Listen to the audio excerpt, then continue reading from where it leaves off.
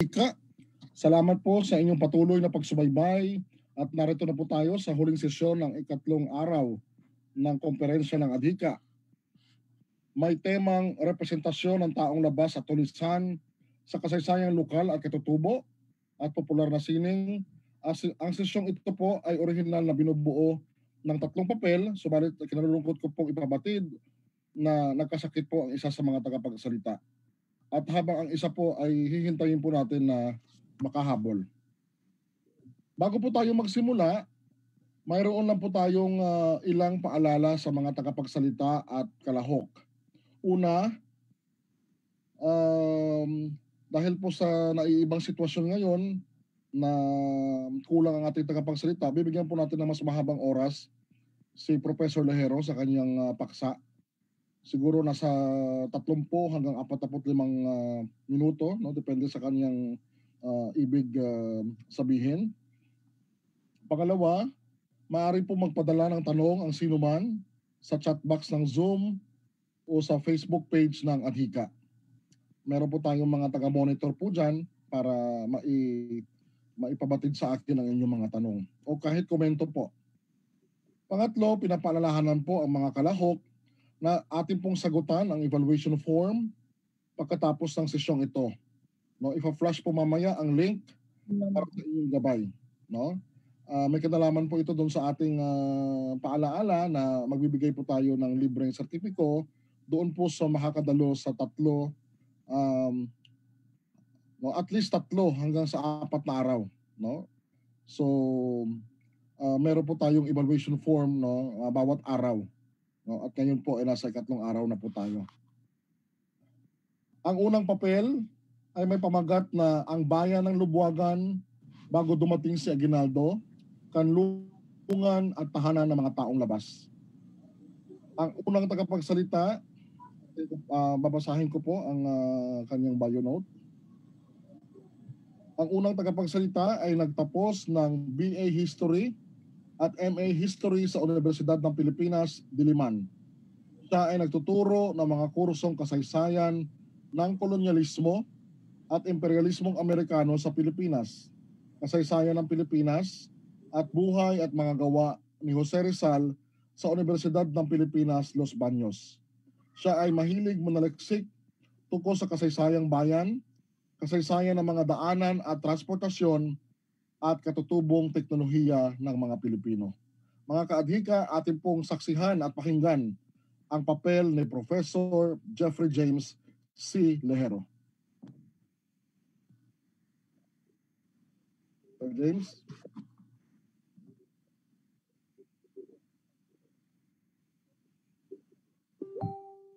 Yes, Dr. Espejo, maraming salamat sa iyong maalwang pagpapakilala.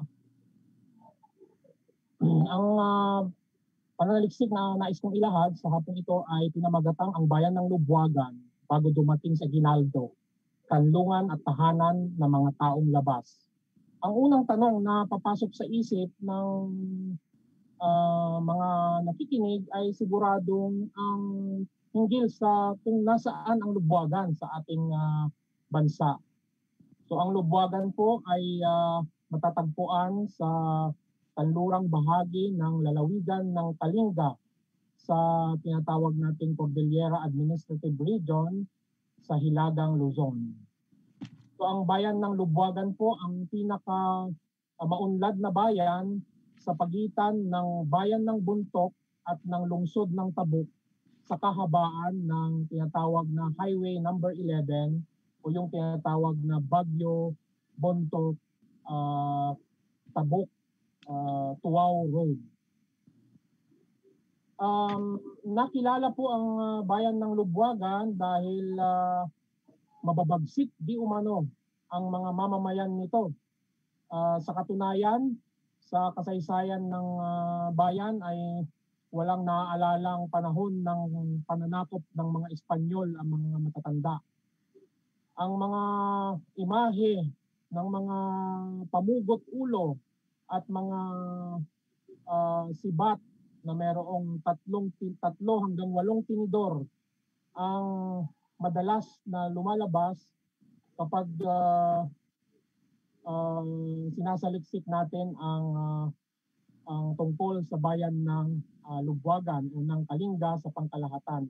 Pero lingid sa kaalaman ng lahat, pinatunayan sa kasaysayan ng mga mamamayan ng Lubwagan ang kanilang pagiging magiliw sa mga panauhin.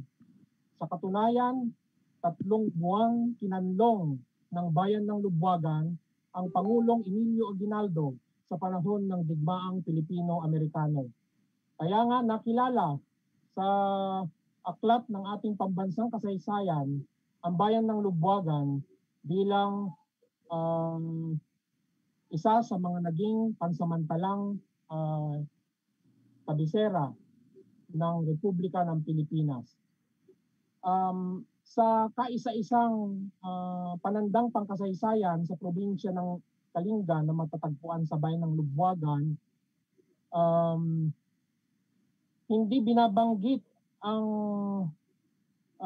ginampanang papel ng mga mamamayan ng Lubwagan sa pagpapanatiling ligtas ng pamahalaang republika habang ang Pangulo ng bansa ay nagtatago sa bayang ito. Kung kaya mapapansin ninyo na ang historical marker po ay hindi talaga nakalagay, no? Nakatago lang. So ito po yung kanilang representasyon ng gunita ng mga matatanda tungkol sa pagdating ni Aguinaldo sa Lubwagan. So makikita niyo po ng hugis kambing yung kabayo, tapos medyo payat yung Pangulong Aguinaldo sa portrayal o representasyon na ito. So ang pinapakita ay nagkanlong ang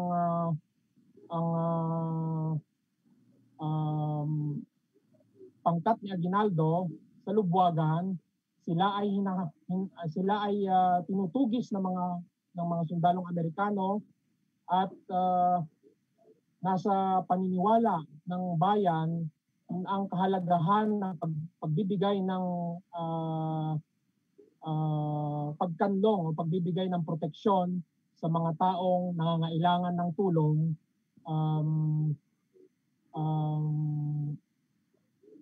ano paman ang dahilan ng kanilang paglikas mula sa kanilang lugar na pinanggalingan.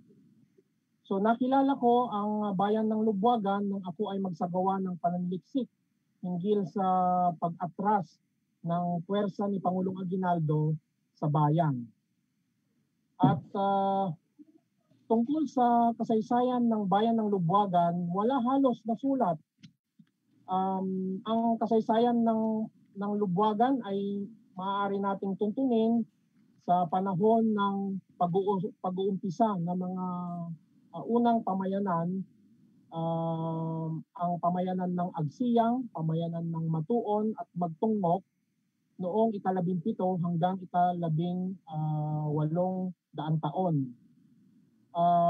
Ang bayan ng Lubwagan ay mula doon sa tawag sa mga matutubig na bukal na matatagpuan doon mismo sa poblasyon o yung tinatawag nilang pook ng Sungbob Mapitpitok. Ang description sa Lubwagan o sa mga bukal na ito ay ganun na lamang kalakas mag-produce ng tubig na nakakapagbulwak ito ng 15 galon ng tubig sa loob ng 1 minuto. So ito po ay matatagpuan dito sa area na to ng Lubwagan, malapit doon sa tinatawag na President Emilio Aguinaldo Plaza. So ang sumunod na panahon sa kasaysayan ng Lubwagan ay yung pag-usbong ng 7 angkan. Ito po ay batay lamang sa aking paunang pananaliksik or survey sa history ng Lubwagan at batay na rin doon sa mga proposisyon ng mga antropologo na nag-aral sa lugar. So ang bayan ng Lubwagan po ay uusbong lamang noong 17 hanggang 18 hanggang 19 na daang taon. O let's say sa loob ng 19 na daang taon. Mahalaga o isang ikutang panahon sa kasaysayan ng bayan ng Lubwagan ang pagdating ni Aguinaldo. Ito po ay naipaliwanag ko doon sa komperensya ng Adhita sa Romblon noong nakaraang taon. So sinusundan po ito ng panahon ng Amerikano, panahon ng Hapon at saka yung kasalukuyang panahon. So mapapansin niyo po sa kasaysayan ng Lubwagan na wala silang panahon ng pananakop ng mga Espanyol. Sa paksang ang panahon ng pag-usbong ng bayan ng Lubwagan, tatalakayin ko po ang tatlong malalaking subpaksa. Ang una po ay ang pagdating ni Wallis o Wallace at ang kanyang mga kasamahang Indiano sa Lubwagan. Ikalawa ay ang pagdating ni Tawaw na mula sa Tulgaw sa katabing bayan ng Tinglayan sa Kalinga, o ang paglago ng angkan ni Tinurok at Uwati na mga taga Tulgaw, at ang pakikipamayan ng mga Ilubwagen sa ibang lugar, ang kaso ng mga Villamor ng Abra. So ang sentral na tanong sa pananaliksik na ito ay paano nakaambag ang pakikipamayan ng mga taong labas sa Lubwagan at ang pakikipamayan ng mga Ilubwagen sa Banggid Abra sa pag-unlad ng bayan at ng bansa. Ang mga batis ng pangkasaysayan na ginamit sa pananaliksik na ito ay ang tinatawag na Hakalandya Yawi o kasaysayang bayan, kasalitang kasaysayan ng Lubwagan. Ito po yung tinatawag natin na oral history or interview ng mga matatanda. Lalong-lalo na yung mga tinatawag na tribal elder at tribal elder at leader. Tinangguni rin po ng inyong lingkod ang mga aklat na naisulat, kagaya ng mga aklat ni William Henry Stott tungkol sa kasaysayan sa kasaysayan ng pakikidigma ng mga Ilocano sa mga Amerikano. Ang ulat, komprehensibong ulat ng Frailing Agustino na si Fray Angel Perez. Mawalang galang na po, medyo may maingay po yata doon sa panel. Salamat po. Ang mga akda ng mga Amerikanong anthropologists, kagaya ni Nadine Worster at Faye Cooper Cole at Roy Barton, ang mga obserbasyon sa pagbisita ng mga alimang siyentista kagaya nila Alexander Schadenberg at Hans Meyer, at ang produkto ng halos 50 taong pamamalagi ng mga paring Belgian na sina Francisco Villiet at Francis Lambert sa Kalinga at sa Ifugao, at iba pang mga lokal na mananaliksik kagaya ni na Scott Saboy at Pai Dumagat. Ang bayan ng Lubwagan, gaya ng bayan ng Benguet at Bontoc at Ifugao, ay nakilala sa mga tawag na mula sa panlipunang klasifikasyon ng labas. So nakilala sila sa umpisa bilang mga Igolotes or Igorotes. So sa katotohanan, hindi naman ito maling tawag sa mga taga-Kalinga, sapagkat ang ibig sabihin lamang nito ay mga taong naninirahan sa bundok. Ngunit sa pagdaan ng panahon ay nagkaroon ito ng bahid na masama o nagkaroon ng hindi magandang kahulugan ng pagiging mailap, mabangis, traidor at mamumugot ulo. So tinawag din silang Tingyanes at Ginaanes noong panahon na paunti-unting nakukubkob ng mga puwersang Espanyol ang probinsya ng Abra, sapagkat ang bayan ng Lubwagan ay isinailalim sa mapa ng kolonyal na Pilipinas sa ilalim ng lalawigang ito. Noong panahon na umatras si Aguinaldo sa Lubwagan, palibhasa sila ay nanggaling sa Isabela. Tinawag nila ang mga Ilubwagen o mga mamamayan ng Lubwagan bilang mga Ifugao, Gadtang, at sa maagang panahon ng pananakop ng mga Amerikano, inumpisahan nilang gamitin ang pangalang pambalana na kalinga or kalingga na nangangahulugang kalaban o mamumugot ulo or headhunter. At kinapitalize nila yung common noun na to at ginamit upang pantukoy sa mga mamamayan ng Kalinga at ng Lukwagan na nang lumaon ay tinanggap din ng mga mamamayang lokal bilang katawagan sa kanilang sarili. Ngunit sa perspektiba ng loob, ang tawag ng mga Ilubwagen sa kanilang sarili ay makikita natin doon sa mga termino na ginagamit. So sa antas ng angkan sa bayan, mayroong 7 angkan sa Lubwagan. So yung kanilang affiliation ay batay sa clan muna. So sa pamilya, Igyaan, Imatuon, Imagtungok, Igaang, Isukyo, Ipakak at Imabuoy. Sa antas naman ng ili o ng bayan o tribo o subtribo, tinatawag nila ang mga ang kanilang sarili bilang Ilubwagen. Ang kanilang mga kapitbahay ay mga na taga-Tanglag ay Itangyeg, ang mga taga-Mabungtot, Mabungtot, ang mga taga-Bangad, Ipangad, ang mga taga-Dangtalan, Itagibong o Ijangtayan, ang mga taga-Tulgaw, Itegel, taga-Ginaang, Igilaang, taga-Balatok, Ibiyatok at iba pa.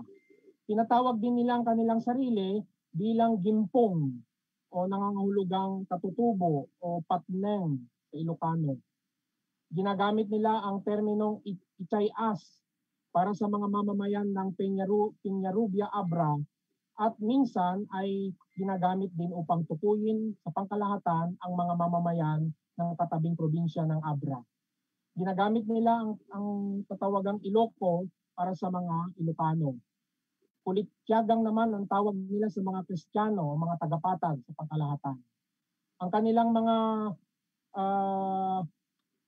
partners sa pakikipagkalakalan sa silangan ay tinatawag nilang Ituaw, yung mga mamamayan ng bayan ng Tuaw. O minsan ginagamit nila ito sa pangkalahatan upang tukuyin ang mga mamamayan ng probinsya ng Cagayan. Ginagamit naman nila ang terminong Ikiabyagen or Ikabagan para sa mga mamamayan ng pueblo ng Kabagan sa probinsya ng Isabela o maging sa pangkalahatan sa lahat ng mga mamamayan ng lalawigan. Itsalak ang tawag nila sa mga mamamayan ng Danak o itong mga grupong etniko ng mga Tingyan o Itneg na matatagpuan sa timog ng probinsya. At tinatawag nilang binudngan ang lahat ng mga mamamayang kumikilala sa pakikipagkasundo ng bayan ng Lubwagan o yung tinatawag na Budyong. So ito lamang po ang nag-survive ng imahe ng mga Ilubwagen bago sumapit ang ika-20 siglo.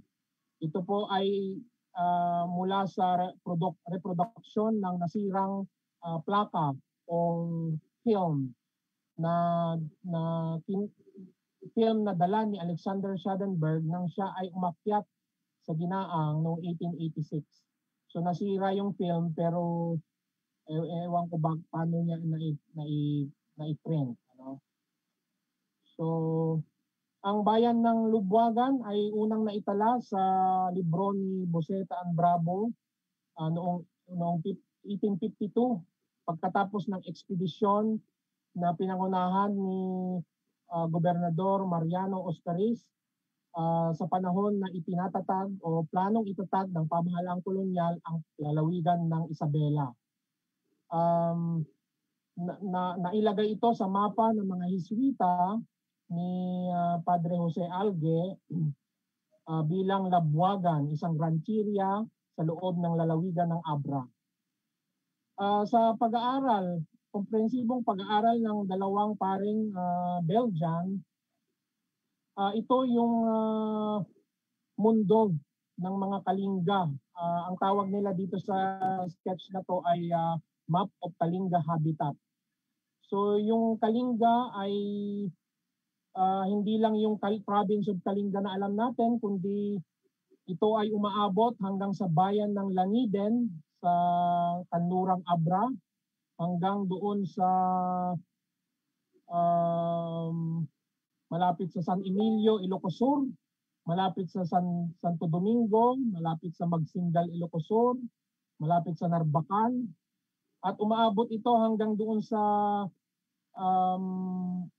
Natunin at Paracelis, o yung tinatawag na Majokayang Kalinga ng Eastern Mountain Province. At umaabot ito hanggang doon sa bayan ng Tuaw sa lalawigan ng Cagayan at bayan ng Kabagan sa lalawigan ng Isabela. So makikita ninyo ito yung ginagalawan ng mga Kalinga kasama na ang mga Ilugbuagen at least 100 years mula noong 1970. Ang bayan ng Lubwagan ay isang malaking bayan sapagkat mula noong ika-19 na daang taon, ang dalisdis ng bundok tiking na may taas na 1,380 metro mula sa pantay dagat ay sinaka ng mga Ilugbuagen at sila ay nakapagpatayo ng mga payaw na maikukumpara sa mga payaw na makikita sa bayan ng Kiangan sa Ifugao. So mula doon sa tuktok ng bundok hanggang doon sa paanan ng bundok sa pampang ng Ilog Chico ay ginawang payaw ng mga Ilugbuagen. So ibig sabihin, sagana sa bigas ang bayang ito, kaya ang mga mamamayan ay merong panahon upang maglakbay sa iba't ibang dako sa labas ng kanilang daigdig. Ang mga Ilugbuagen ay nakakarating hanggang sa Tanjong or Tandon, hanggang sa Lebyakan or Narbacan, at maging hanggang sa Lawag or Lawag, Ilocos Norte. Meron din silang pangpakain sa mga bisita kung sakali, kasi sagana sila sa bigas. Hindi problema ang pagkain sa Lubwagan. So ang unang pagsubpaksa sa panahon ng ika-19 na daang taon sa kasaysayan ng Lubwagan ay ang pagdating ni Wallis at ang mga Indiano ng Lubwagan. Sinasabi sa kwento na itong si Wallis at ang kanyang mga kasamahang Indiano or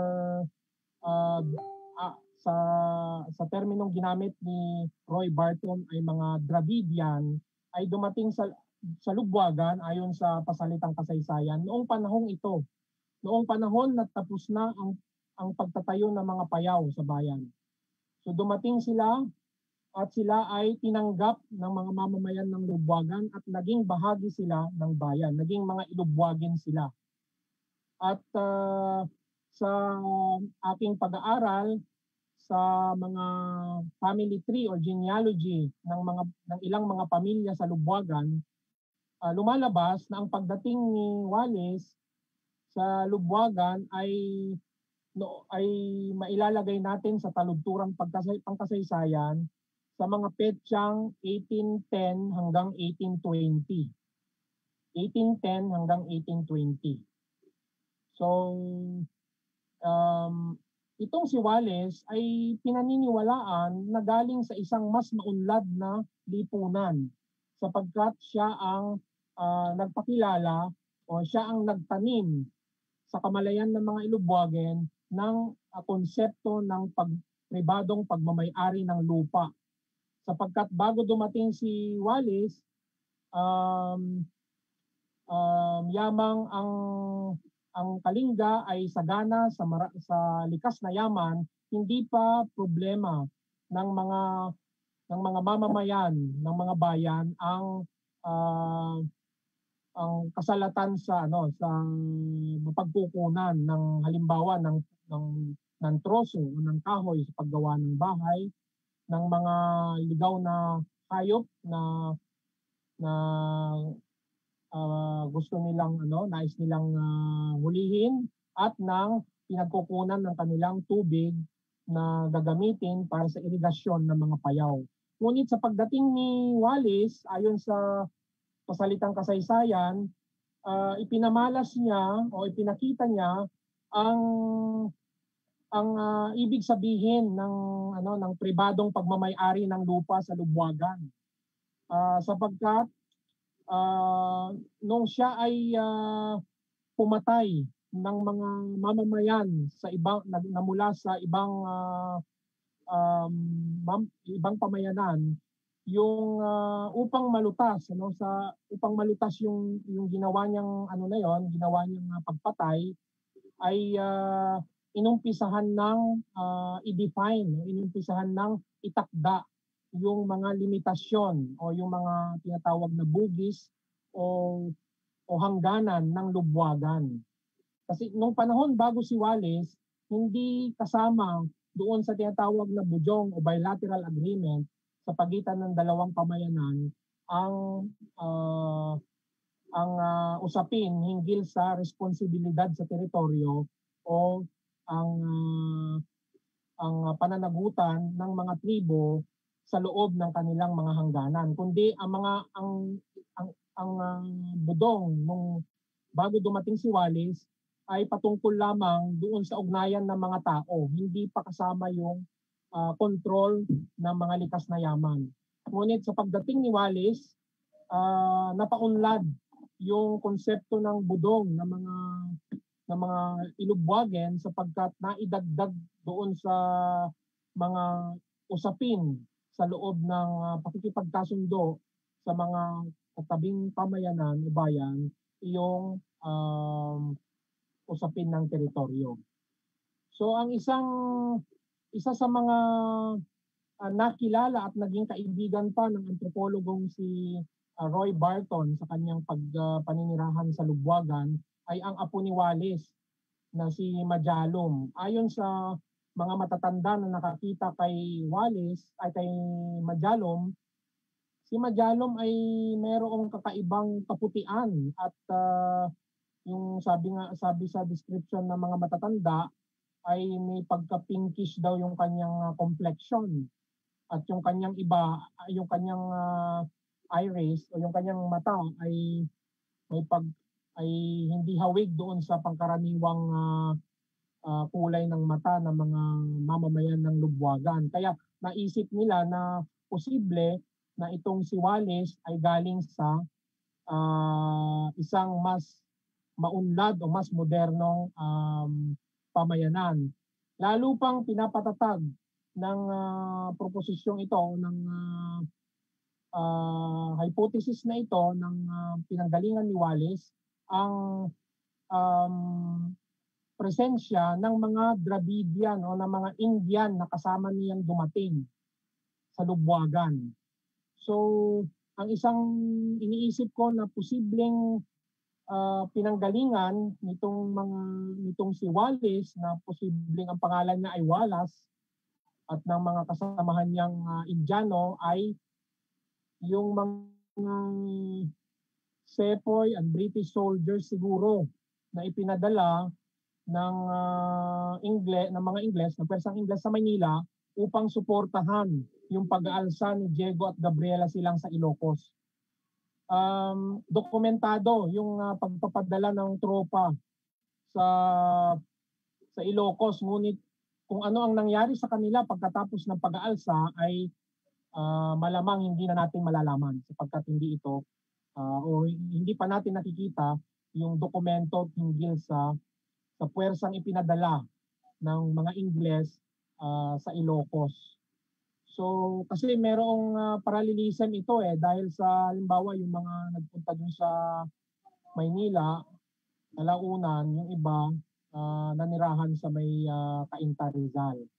So iniisip kong isang posibleng pinanggalingan ng mga sepoy o ng mga Dravidian o Indian kasama ni Wallis o maging yung magulang ni Wallis ay sa mga puwersang Ingles na ipinadala sa Ilocos noong ikalawang hati ng 1800 taon. So doon sa ethnography ni Roy Barton, makikita mo yung mga pictures ng mga Indian looking na mga ilubwagin. Maging doon sa pag-aaral ni ni Edward Duchier, makikita mo rin yung may mga babae at lalaking hindi mo maitatanggi na may pagkamukhang Pakistani or mukhang Indian. At yung isang matanda mismo na na-interview ko sa Lubwagan ay nagsabi na yung kanyang mga magulang at lolo ay mukhang Indian. Itong sina ex-mayor Jackson Bacacao at ex-mayor Ralph Dasatan ng Lubwagan. So yung sabi ni Barton, ang kapansin-pansing katangian ng mga Indiano na nanirahan o nagkanlong sa Lubwagan ay yung pagiging kakaiba, yung pagiging matangos ng kanilang ilong, yung kanilang pagiging maitim ng konti. Ibig sabihin yung may pagkamaitim sila at saka yung lalim ng kanilang mata. So halimbawa nung nanaliksik ako sa Lubwagan noong 2019, makakita ka pa rin talaga ng mga bagong henerasyon na hindi mo maipagkakaila na mukhang parang mga Bombay o mga Indian itong mga to. Ito yung sinasabi ko na pamilya o yung isang informant ko na nagsabi na sila talaga, kinilala niya na ang kanilang mga lolo, mga lola ay mukhang Indian at mukhang nagmamanifest din sa kanila. So dito kay Mr. Bacacao, makikita mo yung kanyang ilong, parang ilong ng Indian, or itong sa anak niya na si Kuya Jason na kakaiba din yung pagiging maitim at matangos yung ilong. No? So ang susunod na paksa naman doon sa kasaysayan ng Lubwagan noong ika-19 na daang taon ay yung kwento ng pag-agaw sa bukid na Ariurong ng pamilya ni Tinurok at Uwati. So ang Tulgaw ay isang baryo sa Tinglayan, Kalinga. No? May isang mag-asawa na ang pangalan ay Tinurok, yung lalaki, at Uwati, yung babae. Meron silang 8 anak na lalaki at isang anak na babae, ay nag-asam na mapa sa kanila yung tinatawag na payaw ng Ariurong o payaw na matubig na pag-aari ng mag-inang Giruay at Inchakas. Pinagnahasahan nila itong maangkin sapagkat kahit sa panahon ng tag-init, ito ay maaari pa rin pagtamnan ng palay, gabi at iba pang mga pagkain. So ibig sabihin maswerte yung may-ari kasi matubig yung pwedeng tamnan sa buong taon yung bukid. So pinagbintangan upang mapasa kanila ang bukid na ito, pinagbintangan ni Tinurok ang may-ari nitong si Giruay na ninakaw ng huli ang kanyang palay. At diniklara ni Tinurok 10 ng kanyang mga anak na lalaki ang kanilang pagmamay-ari sa Ariurong bilang bayad sa di umano'y pagnanakaw ni Giruay. Sa halip na matakot, kumuha ng mga runo o mga pinatulis na patpat na yung mga matitigas na uri ng talahib at inilagay ito sa mga estratehikong lugar ng kanyang anak na si Inchakas, doon upang pangalagaan yung kanilang pagmamay-ari. Nang magtungo sina Tinurok at kanyang mga anak upang ariin ang lupa, biglang lumabas si Inchakas upang ipagtanggol ang payaw. Sa nangyaring labanan, napatay ni Inchakas si Tinurok at ang isa niyang anak gamit lamang ang kanilang sandatang dala. Ibig sabihin wala siyang sandata, kundi ang ginamit lang niya ay yung sandata na dala ng mga lumusob. Sa paglusob ng iba pang anak na lalaki ni Tinurok ay nagtamo sila ng sugat mula kay Inchakas na gumamit lamang ng mga matutulis na patpat bilang sandata. So dahil sa kanilang takot, umurong ang mga anak ni Tinurok. Hindi tumigil si Inchakas sa pagtugis sa buong mag-anak na Tinurok na napilitang magkanlong sa burol ng Wagaon sa Tulgaw kung saan tanaw nila si Inchakas na nais tumugis sa kanilang lahat. Upang makatakas sa matinding galit ni Inchakas, nilisan na mag-anak na Tinurok ang Tulgaw upang magkanlong sa ibang pamayanan. Si Uwate, ang nanay at ang kanyang anak na babae ay nanirahan sa Dananaw, isang bayan, ah, baryo ito sa Tinglayan. Si Guryaon ay nagtungo naman sa isa pang baryo sa Butbot. Si Lagputan o Labbutan sa Sumadel. Si Madtugay sa Tinglayan. Si Agpawan ay nagtago sa Bitwagan na ngayon ay bahagi na ng Saganga Mountain Province. Si Tawaw ay nagtago sa Lubwagan. Si Panoy ay nagtago sa Balatok at si Maggongoy ay nagtago sa Sepagen o sa Lapadan Abra. Si Tawaw ay tinanggap kalaunan bilang bahagi ng tribong Ilubwagen. Napangasawa niya si Tango na isang kasapi ng angkang Ipakak. Si Natawaw at Tango ay biniyaan ng apat na anak na lalaki. Si Puking, napangasawa niya si Awalon na isang giyaan at ngunit sila ay pinili nilang maging bahagi ng angkang Ipakak. Si Panoy ay nakapangasawa ng Isukyo sa katauhan ni Chukloy, ngunit minatamis nilang maging bahagi ng angkang Isukyo.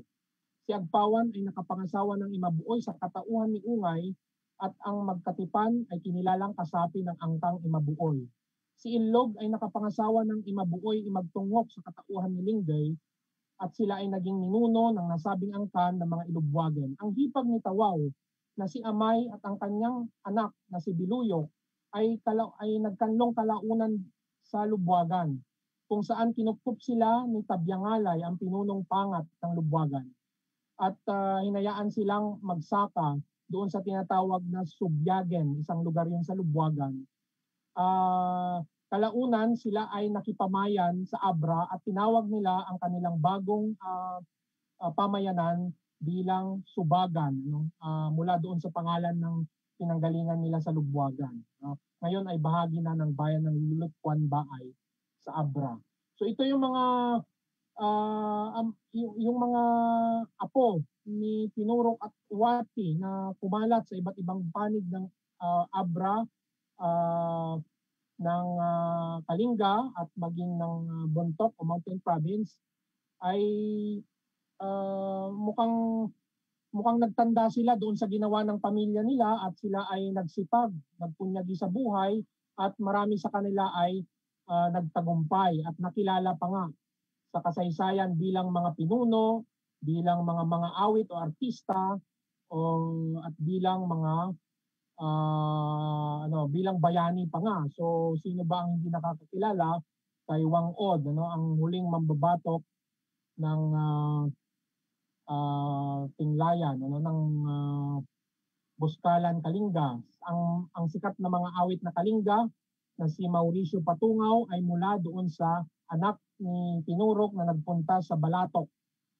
Si Makliing Dulag naman ay apo ni Guryaon, yung anak ni Tinurok na nagkanlong sa pamayanan ng Butbot.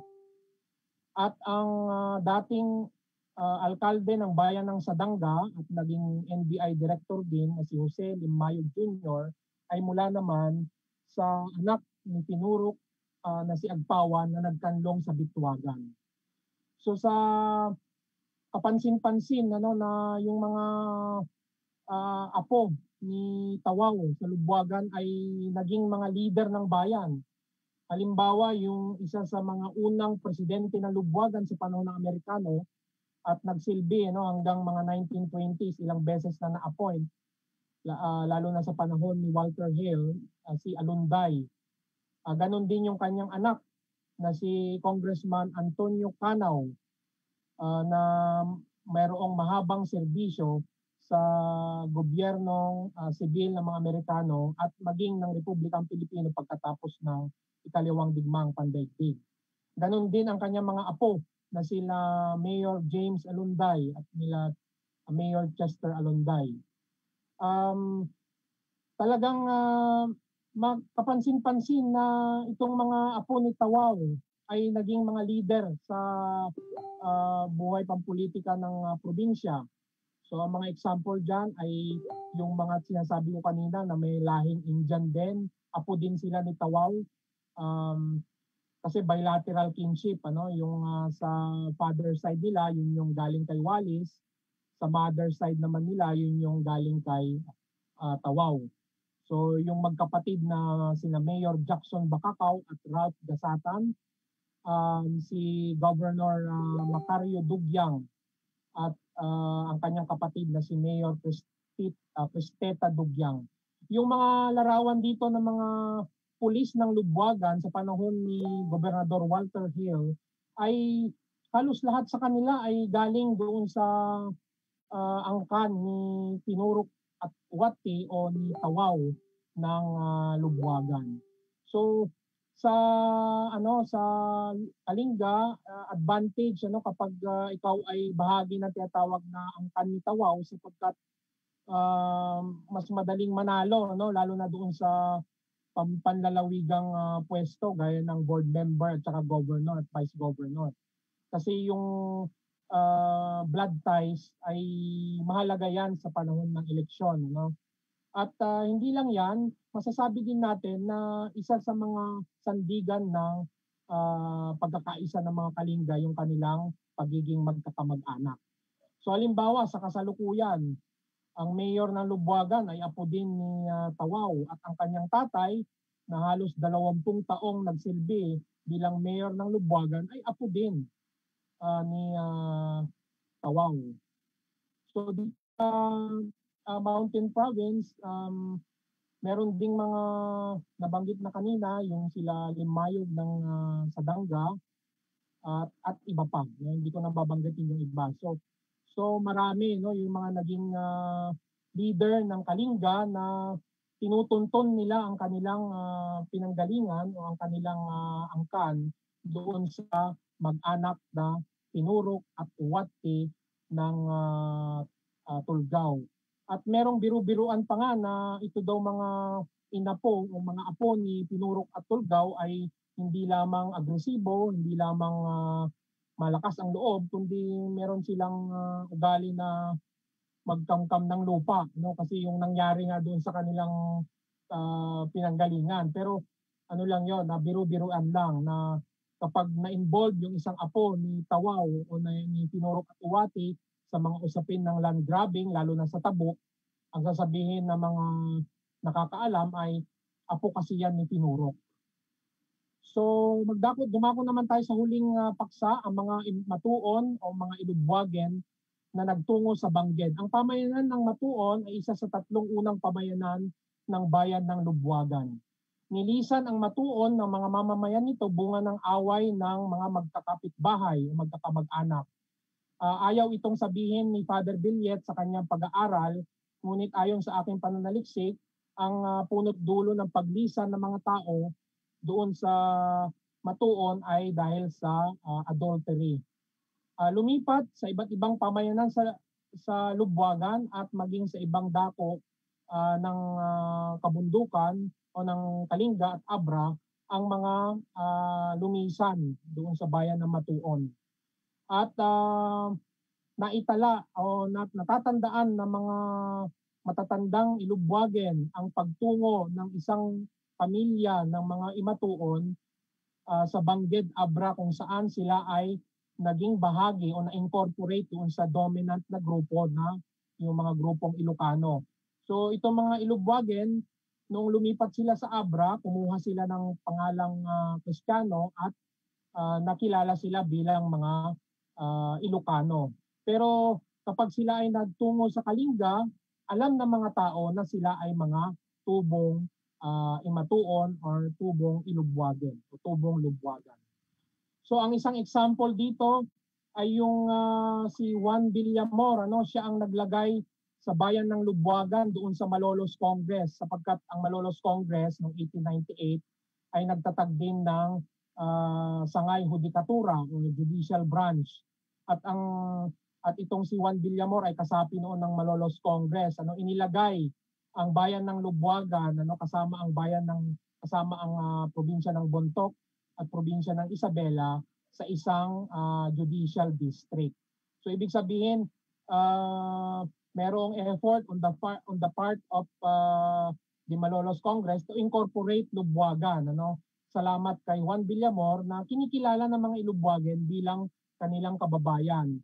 At sinasabi ni na Scott at nila Orlino Otiosan na si Juan Villamor ang isa sa mga pinaka mabisang pinunong gerilya ng panahon ng digmaang Pilipino-Amerikano sapagkat siya ay marunong magsalita ng Espanyol, ng wikang Ilocano at ng wikang Katutubo, yung Tingyan o Itneg at saka yung mga wika sa Kalinga. So ibig sabihin, alam niya yung makipag-ugnayan sa mga tao sa pag-aaral ni Faye Cooper Cole, ang mga Tingyan at saka ang mga Ilobwa, ang mga Kalinga ay sumuporta doon sa Rebolusyong Pilipino noong 1898 sa pangunguna ng magkakapatid at magpipinsang Villamor. So ang isang example pa dyan ay si Blas Villamor, na siya talaga yung masasabi nating although mas bata siya kay Juan Villamor, siya yung kinikilalang pinuno ng himagsikang Pilipino sa Ilocos, kasi bago pa dumating yung puwersa ni Manuel Tino, napalaya na niya yung Bangged at saka yung Bigan. So kaya nung dumating si Tino ay prinomote niya agad itong si Blas Villamor, no? So si Blas Villamor ay meron siyang experience sa Spanish infantry. So napakinabangan din niya yung edukasyon na pinagkaloob ng sistemang kolonyal. Meron siyang kurso sa surveying. At ito yung mga ginamit niya para mapaunlad yung kanyang sarili, at later nag-defect siya doon sa Spanish Army upang pangunahan yung revolusyon sa Abra na kumalat maging sa katabing lalawigan ng Ilocos. At nung panahon ng Amerikano, siya din ang ginamit ni Dean Worcester para hikayatin ang mga mamamayan ng Kalinga at Apayao upang kilalanin ang bagong pamahalaang kolonyal ng mga Amerikano. Ganon din ang kanyang kapatid na si Ignacio Villamor, na kasapi din ng pamahalaang Pilipino at later ay naging unang halal na Pilipinong presidente ng Universidad ng Pilipinas. Sa kanilang mga profile o sa kanilang mga dokumento nakalagay ay pinanganak sila sa Bangged, pero alam ng mga Tagalubwagan na ang kanilang mga magulang ay pinanganak sa pamayanan ng Matuon sa bayan ng Lubwagan. In fact, sinasabi din ng mga Tagalubwagan na nakakita kay Blas Villamor nagtungo doon noong 1939 na binisita niya yung pamayanan ng Matuon. Sinabi doon na nagkaroon siya ng sentimental visit sa kanyang lugar ng kapanganakan. So ibig sabihin sa dokumento nakalagay pinanganak siya sa Bangged Abra, pero sa kamalayan ng mga Tagalubwagan siya ay pinanganak sa bayan no. So kaya kilala itong mga Villamor talaga doon sa Lubwagan bilang mga kababayan ng mga Ilubwagin. So ang isa pa na nagbigay ng dangal sa kasaysayan ng Pilipinas ay bagaman ito ay hindi na bahagi doon sa ating paksa, ay si Jesus Villamor, na sumikat dahil naparangalan siya dahil sa pagiging matapang na piloto sa umpisa ng digmaan laban sa Hapon. So ang conclusion dito ay malaki yung ambag ni Wallis at ang kanyang mga kasamahang Indiano o Sepoy at ni Tawaw at ang kanyang mga apo sa pag-unlad ng Kalinga o ng bayan ng Lubwagan. So si Wallis ang nagpakilala na sa konsepto ng pribadong pagmamay-ari ng lupa sa Lubwagan, na may kaugnayan din sa pagsisimula ng konsepto ng responsibilidad sa teritoryo ng bawat tribo na nakaambag sa pag-unlad ng budong ng mga Kalinga. Si Tawaw ay naging pundasyon sa pagkaisa ng mga Kalinga. Isang batayan ng kapayapaan yung pagiging kaanak ni Pinurok at Uwati upang mapagkaisa yung mga bayan at mga tribo sa probinsya, no, na ito ay bukod sa tinatawag nilang bilateral agreement o yung kultura ng budong. Ibig sabihin yung blood ties, na mahalaga doon sa pagkakaisa. Lalo na doon sa panahon na lumalaban ang mga Kalinga sa plano ng pagpatayo ng dam, doon sa Ilog Chico na pinangunahan ng mga kaanak ni Pinurok at Uwati. So ang naman ng mga Villamor, sila yung nag-akay sa mga Ilubwagen na kilalanin at suportahan ang pamahalaan ng Republikang Pilipino at ng pamahalaang kolonyal ng mga Amerikano kalaunan. Sila ang nagbigay ng dangal sa bayan ng Lubwagan at sa bansang Pilipinas. Maraming salamat po.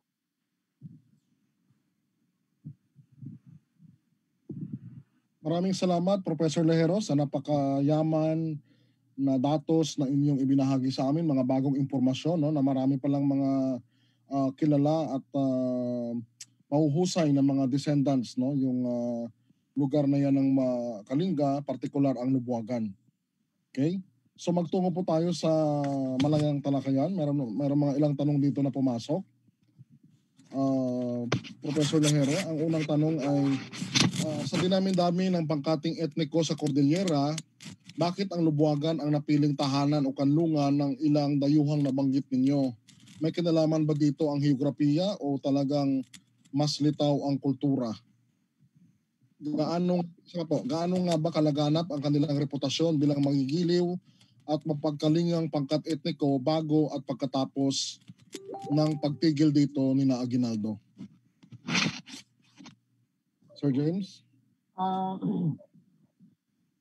Sa personal na antas ko, nung ako ay nananaliksik, nagugulat ako na sa lahat ng bahay na pupuntahan ko, gusto nilang doon ako kumain, gusto nilang doon ako matulog.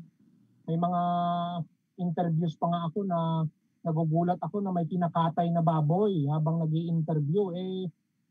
Ibig sabihin nun yung pagdating ko ay isang karangalan sa kanila, or yung ibig sabihin yung pagiging magiliw nila sa panauhin o sa mga dayuhan, na to the point na nagkatay sila ng baboy para doon sa araw na dumating ako, kasi gusto nilang ipakita yung kanilang pagiging magiliw sa mga panauhin.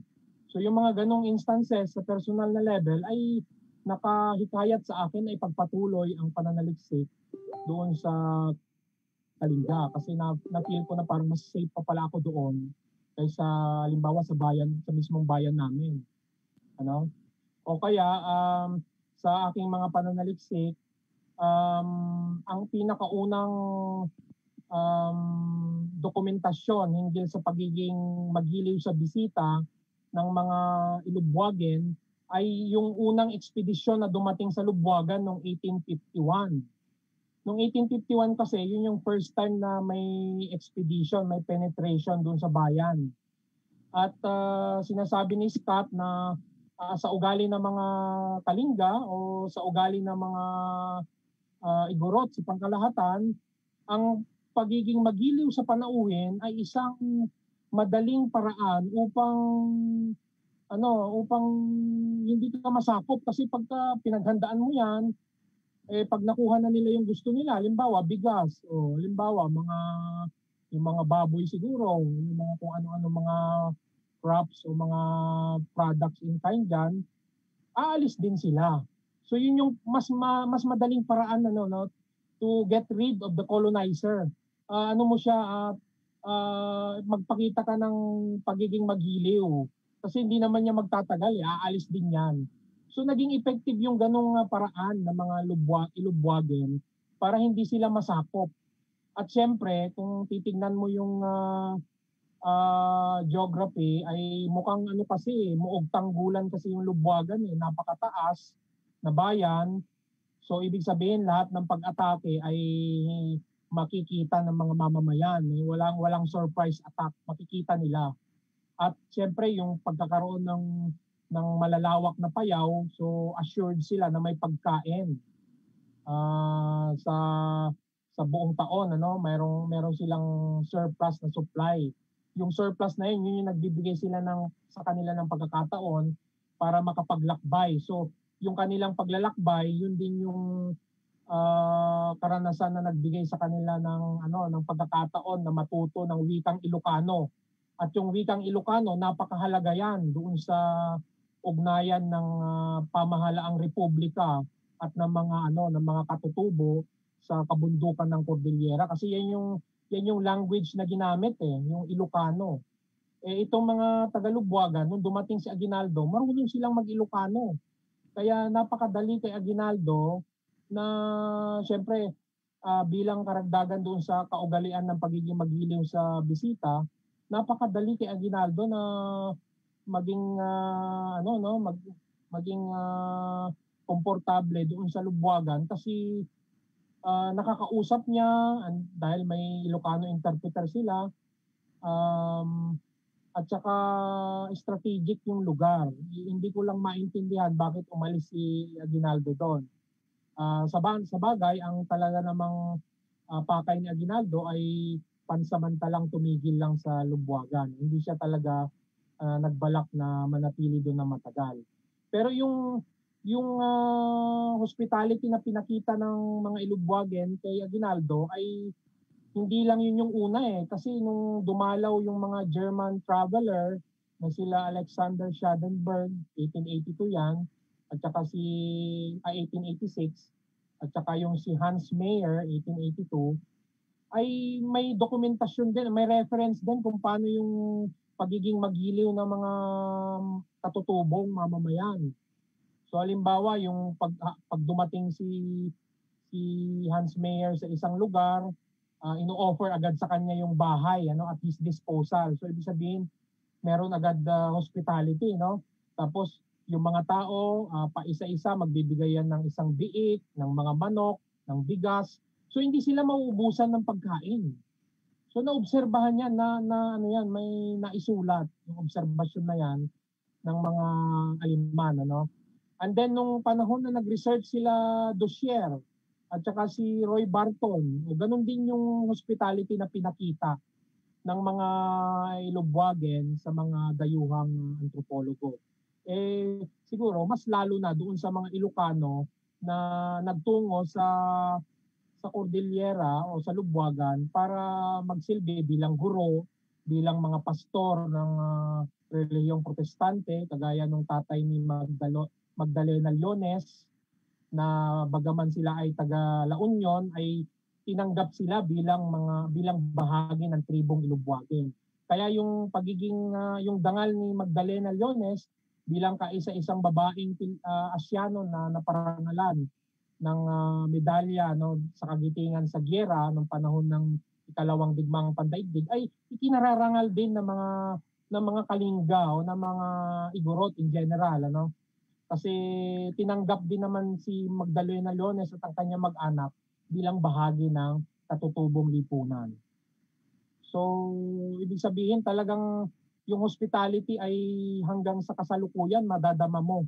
Kasi ang kanilang pagpapahalaga sa pagiging magiliw sa bisita ay nakaangkla doon sa kanilang paniniwalang espiritual.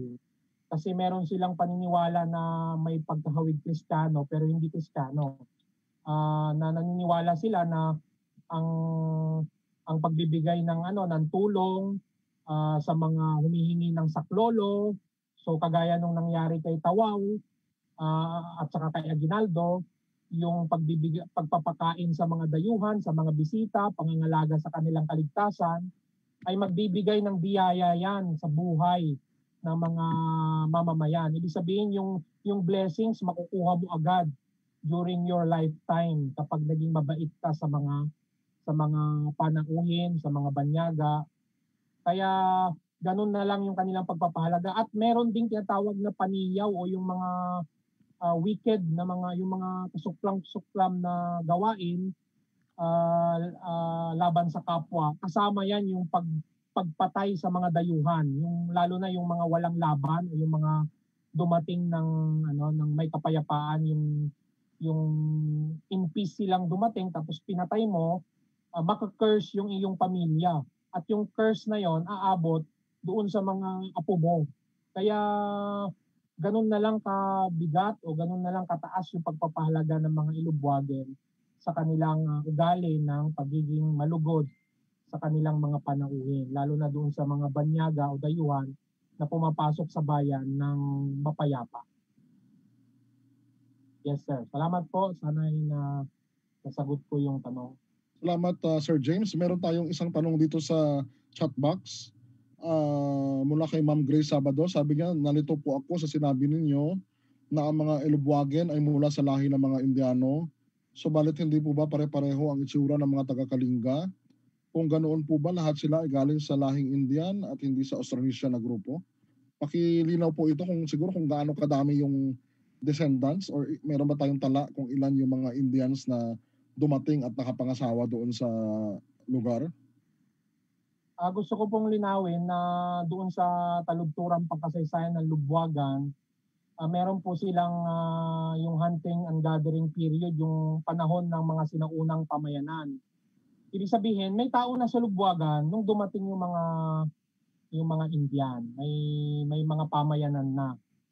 So yung pamayanan ng Agsiyang, Matuon at saka Magtungok, nung lumago sila, nanganak yung mga pamayanan na yon ng iba pang mga bagong pamayanan. Kasabay iyon ng pagtatayo ng Payaw. So ibig sabihin, nung dumating si Wallace at saka yung kanya mga kasamahang Indian, maunlad na, malaking bayan na yung Lubwagan. May tapos na yung pagtatayo ng Payaw sa Lubwagan.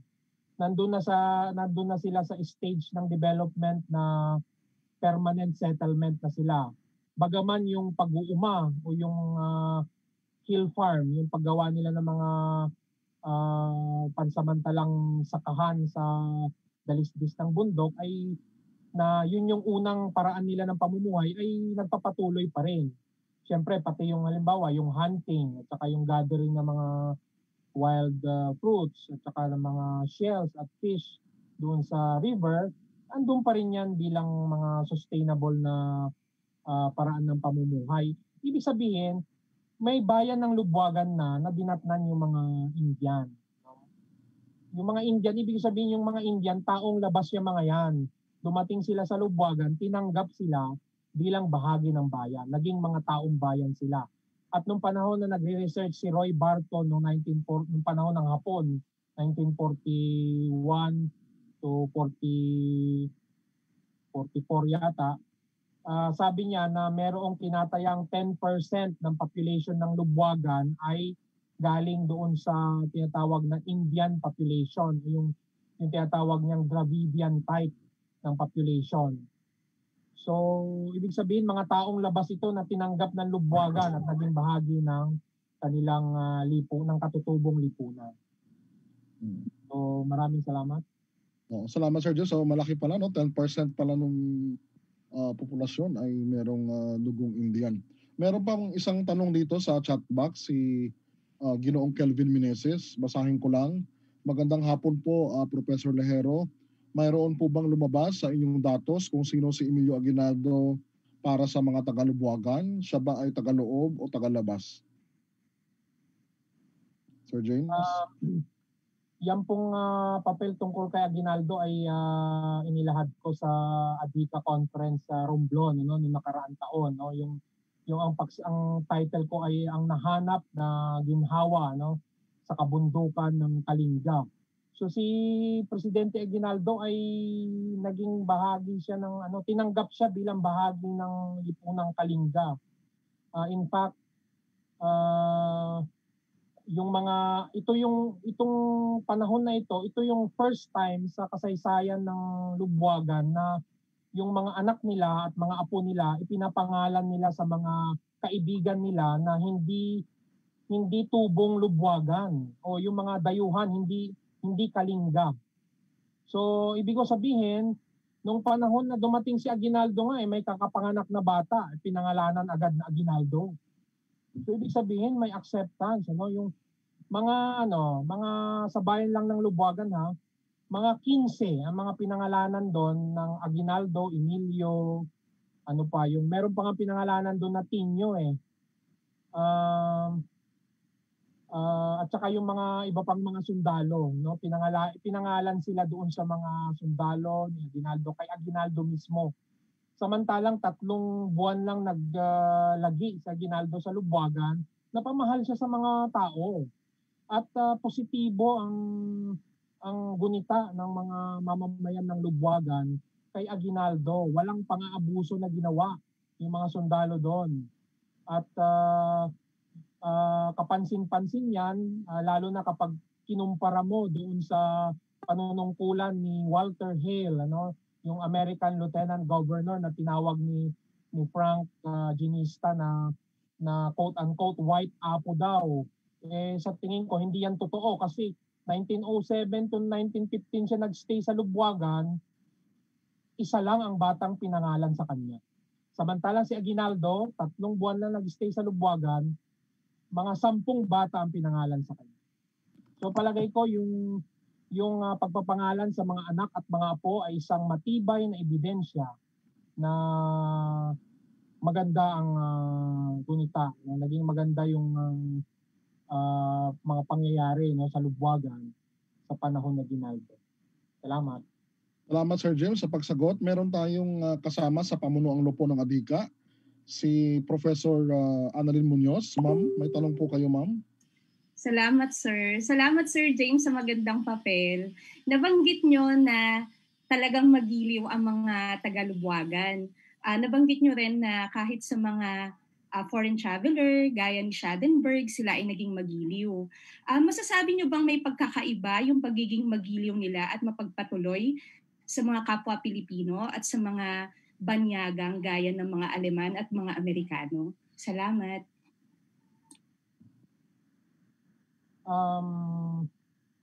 Sa palagay ko po, ma'am, ay wala sa ano yan eh, wala sa kulay ng balat o yung nasyonalidad o yung etnisidad ng bisita, kundi nandun sa intensyon ng bisita, yung level ng pagiging magiliw ng mga Ilubwagin.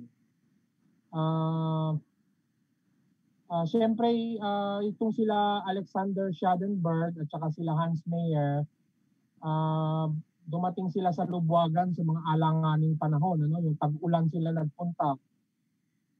Pero yung kanilang intensyon ay masasabi natin na mabuti kasi hindi naman sila bahagi ng pamahalaang kolonyal. Hindi naman sila nandun para kumuha ng mangolekta ng buwis o mag-utos ng mga tao, kundi nandun sila para mamasyal, kumbaga, no? Namamasyal lang sila at sa kanilang pamamasyal, pinag-aaralan nila yung pamumuhay ng mga katutubo. So, wala sa etnisidad kundi nandoon sa intensyon. Ano? Kasi sila Aguinaldo, mababasa natin doon sa diary ni Simeon Villa na sinasabi niya doon na itong mga mamamayan ng Lubwagan parang ayaw tayong mag-stay. Sabi nila doon sa unang araw nila sa Lubwagan. Parang gusto nila tayong palayasin agad. Pero sa totoo lang, yung report na nakarating sa mga taga-Lubwagan na tinutugis ng mga sundalong Amerikano, sina Aguinaldo, yun yung isa pang nagpakumbinsi sa kanila na tanggapin sina Aguinaldo. Kasi yung idea na nangangailangan sila ng tulong o yung parang kailangan nila ng kaligtasan na mga refugee sila o yung tinatawag na manjugong o yung nangangailangan sila ng tulong at proteksyon. So ganun din doon sa case nila Tawaw at saka ni mukhang pati yung Kilawalis na sila nangangailangan sila ng tulong kaya sila nagtanong sa Lubwagan at tinanggap sila ng buo ng pamayanan. So nandoon sa intensyon, wala sa nasyonalidad o etnisidad ang level ng pagiging magiliw ng mga taga-Lubwagan. Maraming salamat. Salamat sir sa magandang sagot. Salamat Ma'am Annalyn. Salamat Sir James. So isa pang tanong Sir James. Apo. Oo. Meron po bang historical records na nagpapakita kung minabuti o minasama ng ibang pangkating etniko sa Cordillera ang ganitong tradisyon ng pagtanggap ng mga taga-Lubuagan sa mga dayuhan? Meron bang ibang views daw? Positive or negative?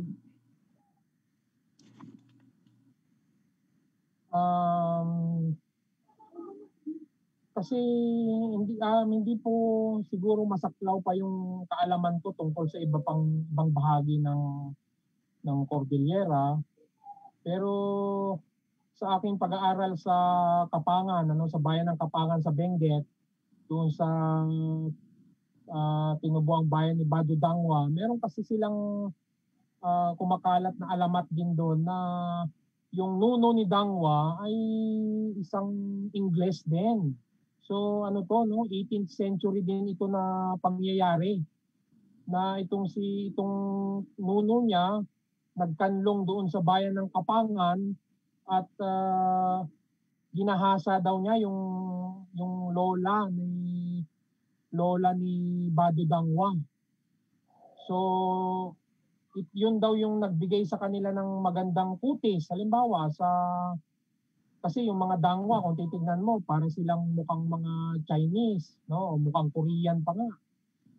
Yun daw yung nagbigay sa kanila ng magandang kutis at yung magandang kasi medyo matangkad din si Badu Dangwa eh. Tapos yung kanyang pagiging mahusay na pinuno at matapang kinakabit nila doon sa doon sa Ingles na yon na nanggahasa daw doon sa lola ni Badu Dangwa. Kundi ibig sabihin parang yung negative na translate na naging positive pa doon sa kanilang paraan ng pagsasalaysay ng kanilang kasaysayan. Pero sa ibang lugar, hindi ko pa kasi na pag-aralan ito sa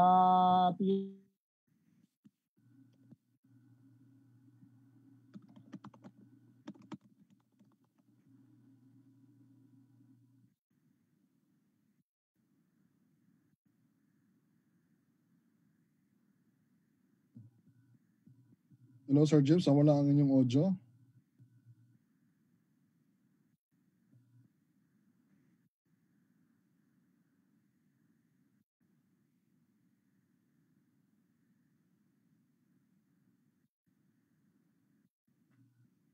Hintayin lang po natin na mag-normalize ang audio at video ni Professor Lahero.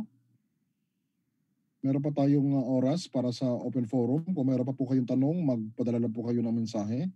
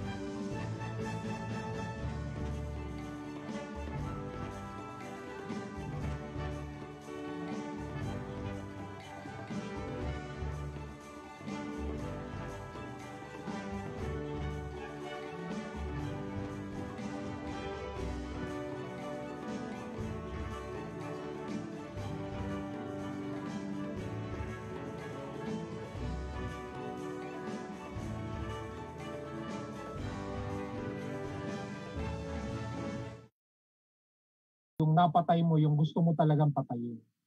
Mas mababa yung parusa. Mas malaki yung parusa sa pagkakaalam ko doon sa mga napatay dahil sa nagkamali yung pumatay. Pinagkamalan lang. Yung sa kinship, sir, ay bilateral, tapos doon sa bilateral ay pwede ka pang makakuha ng at least mga 18 na relatives or at least 8 relatives doon kasi yung nanay ng lola mo, yung tatay ng lola mo, yung tatay ng lolo mo, yung nanay ng lolo mo. So talagang malinaw po 'yon lahat sa family tree ng mga taga-Kalinga o taga-Lubwagan, at least sa Lubwagan. Meron po silang tala. Yung kanilang tribal chief ay may tala ng lahat ng mga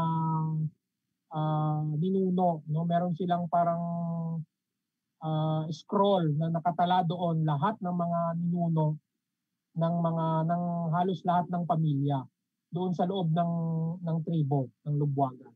At binibigyan ng honorarium. May opisina yung tribal elder na siya yung nag-a-approve doon sa pagiging IP ng yung recognition ng pagiging member ng tribo o ng pagiging IP ng isang tao, lalo na at kailangan ito para ma-exempt doon sa pag-a-apply, for example, ng pagiging sundalo o pagiging pulis.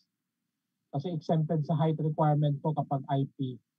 So mahalaga po yung record nila ng genealogy. So yun po yung isang kagandahan sa Lubwagan na merong record ng genealogy, yung halos lahat ng mga mamamayan nito. So palagay ko po ay baka okay na po yung sagot. Sir, thank you po sa pagtanong, Dr. Veneracion. Salamat, maraming salamat. Galing. Salamat Sir Jimmy sa inyong pahabol na tanong. Salamat din kay Professor Lehero. So bilang pagkilala sa ating nag-iisang tagapagsalita sa hapong ito, nais ko pong basahin ang ipagkakaloob na sertipiko ng ADHICA. Asosasyon ng mga Dalubhasa may hilig at interes sa kasaysayan ng Pilipinas Incorporated. Pambansang Komisyon sa Kultura at Mga Sining, Pambansang Komisyong Pangkasaysayan ng Pilipinas, isang pagtataguyod sa Local Historical Committees Network at pakikiisa sa National Quincentennial Committee. Katibayan ng pagkilala ipinagkakaloob kay Jeffrey James C. Lehero, UP Los Baños, sa kanyang pakikiisa at aktibong pakikilahok bilang tagapagsalita sa ika-31 Pambansang Komperensya sa Kasaysayan at Kalinangan, taong labas ang Tulisan, Remontado at Bagamundo sa Kasaysayan at Kalinangan Pilipino, ika-30 ng Nobyembre hanggang ika-3 ng Disyembre 2020 via Zoom. Nakalagda, Dr. Randy M. Madrid, Pangulo ADHICA ng Pilipinas, Ginoong Al Ryan S. Alejandre, punong tagapagpaganap NCCA, at Dr. Rene R. Escalante, tagapangulo NHCP. Maraming salamat at Salamat po. mabuhay kayo, Professor Lehero. Salamat po. Sa pagwawakas ng ating sesyon, nais ko po kayong pasalamatan sa lahat ng mga nagtanong at mga nakilahok, nakimasid, nakisaksi, at marami po tayong natutunan, no, sa lektura ni Professor Lehero. Makita-kita po tayo bukas sa huling araw ng komperensya. May isa pa pong sesyon sa umaga habang idaraos ang pangwakas na palatuntunan sa hapon. Huwag rin po ninyong kaligtaan ang pagsagot sa ebalwasyon ngayong araw upang kayo po ay makakuha ng sertipiko. Magandang hapon po sa inyong lahat at mabuhay ang ADHICA. Okay, flash na po, Sir James, Sir